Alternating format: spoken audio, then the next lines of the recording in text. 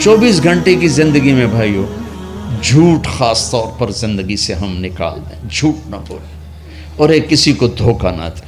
میرے نبی نے فرمایا میرا امتی ہر گناہ کر سکتا، دو نہیں کر سکتا، ایک جھوٹ کبھی نہیں بولے گا، ایک دھوکہ کبھی نہیں دے گا۔ تو ہم جھوٹ نہ بولیں، دھوکہ نہ دیں، ظلم نہ کریں، زیادتی نہ کریں۔ تو ظلم و زیادتی سے اللہ کا غضب حرکت میں آ جاتا ہے۔ میرے نبی نے فرمایا من آذا ذمیا فقد آذانی، جس نے کسی غیر مسلم کو بھی دکھ پہنچایا تو اس نے مجھے دکھ پہنچایا، جس نے کسی غیر مسلم کو دکھ پہنچایا اس نے مجھے دکھ پہنچایا۔ میرے نبی نے تو اپنے ساتھ رہنے غیر مسلموں کے ساتھ اتنی رحمت للعالمین کا ثبوت دیا۔ ہم ان کے برتن بھی الگ کرتے، وہ برتن کو ہاتھ لگانے میں کہ دھو، برتن دھو کے لاؤ، اتنی نفرت کا اظہار۔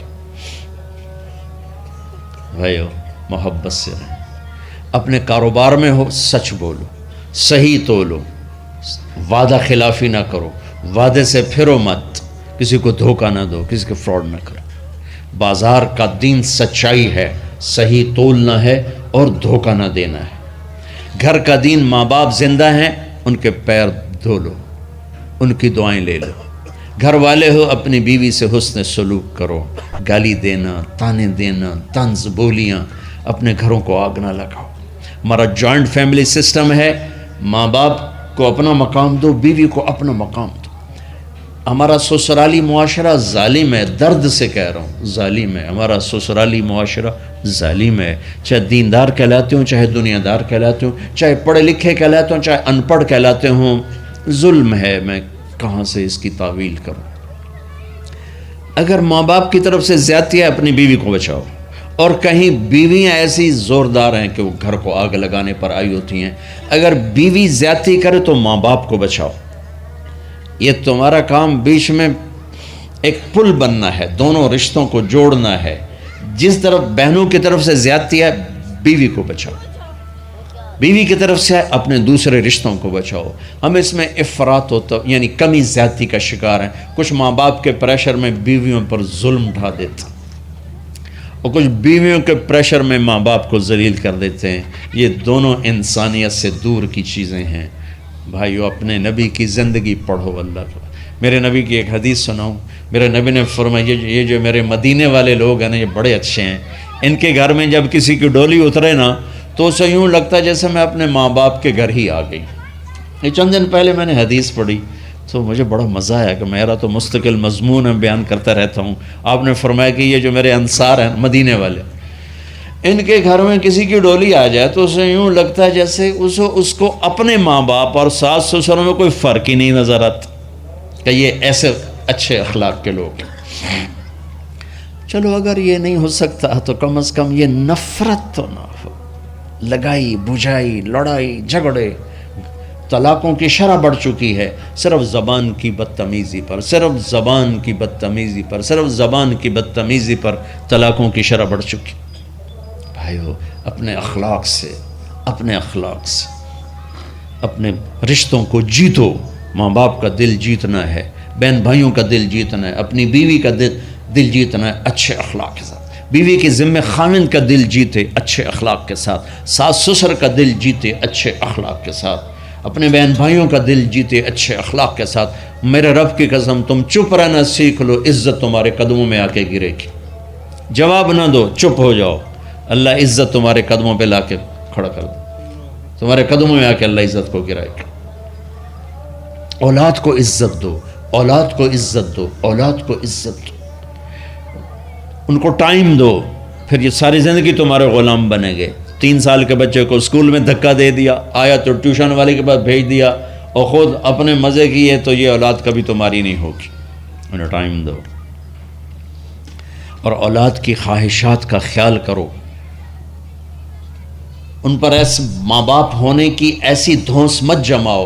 آج کل اولاد نافرمان ہے، آدھا قصور ماں باپ کا ہے، آدھا اولاد کا ہے، کہ یہ وہ شفقت اور وہ محبت اور وہ ٹائم نہیں دیتے، اس سے آگے بات خراب ہو جاتی۔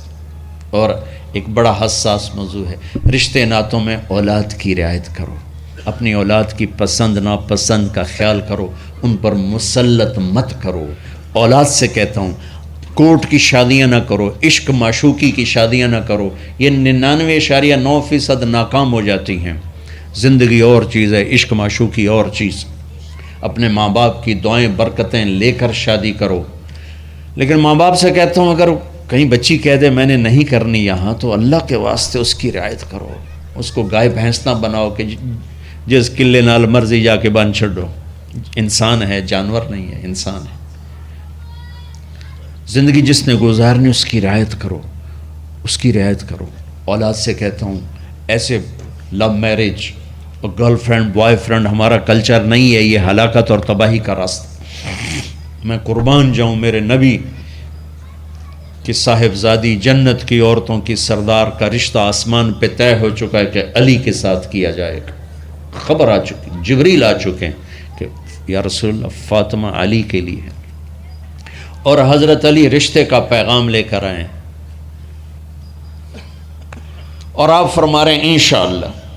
ہاں نہیں کی، کہا انشاءاللہ۔ ہاں تو ہو چکی ہے، انشاءاللہ۔ ہاں کیوں نہیں کی؟ ہاں ہو چکی۔ آپ کو سبق سکھانے کے، ہمیں شریعت سکھانے کے۔ گھر تشریف لے گئے، فاطمہ بیٹی علی کا رشتہ آیا ہے، ہاں کر دوں۔ اللہ اکبر۔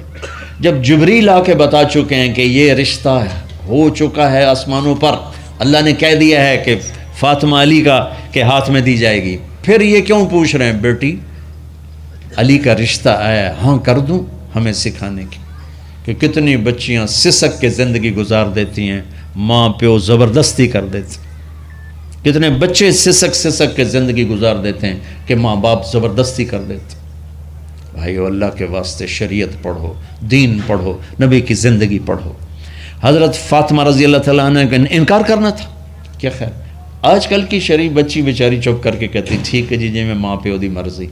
تو فاطمہ جیسی ہستی کوئی تصور کر سکتا ہے؟ کہیں گی نہیں، وہاں سے اقرار ہی تھا، لیکن ہمیں پیغام دینا تھا، سکھانا تھا کہ یا رسول اللہ جیسے آپ بس علی جاؤ لوگوں کو بلاؤ، پھر لوگوں کو بلایا، پھر آپ نے نکاح پڑھایا، پھر رخصتی ہوئی، بلا کر آپ نے فاطمہ کا ہاتھ پکڑا اور یوں علی کے ہاتھ میں دے کر کہا علی تمہیں نبی کی بیٹی مبارک۔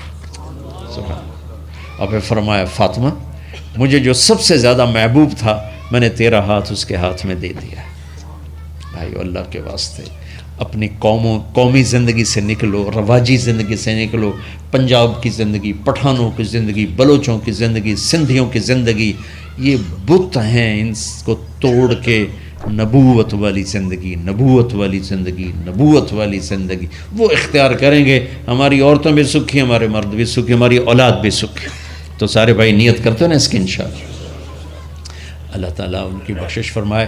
تو آپ بھائیوں ایک تو جہاں مرکز ہے اسماعیل وہاں جایا کرو، جمعرات کو آپ کا فائدہ ہوگا۔ آپ کے پاس مسجد میں جماعت آ جائے ان کے ساتھ بیٹھا کرو، اس سے آپ کو انشاءاللہ فائدہ ہوگا۔ مہینے میں 3 دن جایا کرو، اس سے آپ کو انشاءاللہ راستہ ملے گا۔ اور دعا سے پہلے اگر کسی سے لڑے ہوئے ہو، مستورات میں کوئی کسی سے لڑی ہوئی ہے یا آپ کسی سے لڑے ہوئے ہو، تو کہ میں ہاتھ جوڑتا ہوں، مر جانے والی جگہ پہ کیا لڑائیاں، معاف کر دو، معاف کر دو، معاف کر دو، اللہ پہ چھوڑ دو۔ اپنے نبی کے ایک حدیث سنا کے دعا کرتے ہیں، آپ نے فرمایا مدینے والوں سے، مدینے والوں میرے بعد تمہیں تمہارا حق نہیں ملے گا، کیا کرو گے؟ کہا جی ہم تلوار اٹھائیں گے، حق لیں گے۔ آپ نے فرمایا اگر میں اس سے اچھی چیز بتاؤں کرو گے؟ کہا جی کیا؟ کہا حق کے لیے لڑائی نہ لڑنا، چھوڑ دینا اور حوض کوثر پہ آ جانا، سارے پورے کروا دوں۔ اب یہ وعدہ مدینے والوں کے ساتھ نہیں ہے، یہ وعدہ ہر اس امتی کے ساتھ ہے جو جھگڑے سے بچنے کے لیے حق چھوڑ دے۔ اپنا حق لو، کوشش کرو، لیکن اگر لڑائی کی شکل ہے واپس ہو جاؤ کہ یا رسول اللہ آپ کے حوالے۔ آپ نے مدینے والوں میں ہمیں بھی شامل کیا ہے، جس کا حق مارا جائے اور لڑے نہیں، چھوڑ دے، صبر کر جائے، میرے انتظار کر آنکھیں بند ہونے کا کہ میرا نبی تیرا وکیل ہوگا اور اللہ جج ہوگا، ان ویکھیا فیصلہ کہیں دا ہوندا ہے۔ پھر تم اپنے حبیب کو اپنا وکیل بنا لو۔ اب معاف کر دو، عورتیں بھی معاف کر دیں، آپ بھی معاف کر دیں، گلے لگو، امت بنو، محبت سے رہو کیا 4 دن کی زندگی میں نفرتوں کی آگ بھڑکانا، محبت کے پھول بکھیر کے چلے جاؤ، کیا ظلمتیں پھیلانا، اپنے حصے کی شمع جلا کے چلے جاؤ۔